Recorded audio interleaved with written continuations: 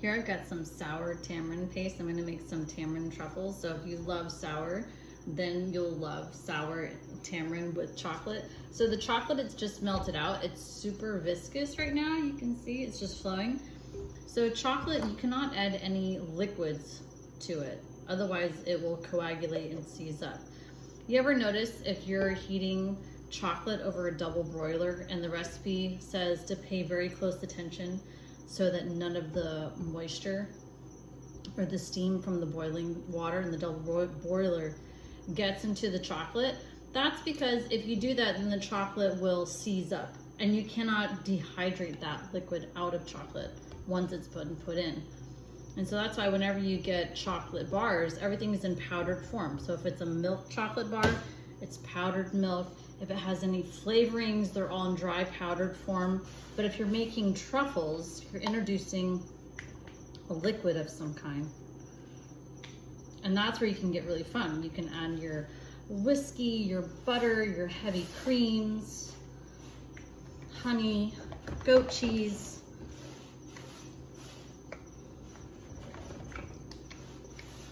So very quickly, it turns thick.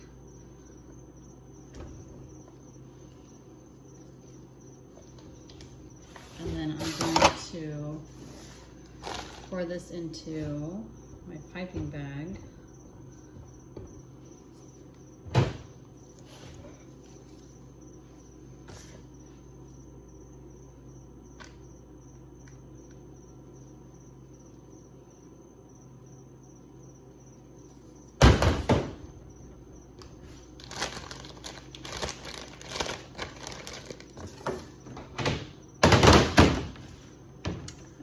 Pipe them out into just little bite-sized pieces. They're gonna kind of look like Hershey's Kisses a little bit.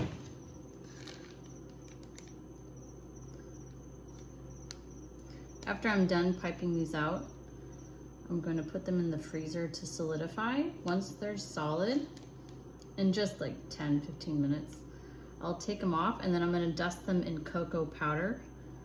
And you always dust truffles in something, cocoa powder, coconut milk powder, matcha powder, because since they have that fudgy texture, they'll want to stick to each other. So you need to coat them in something.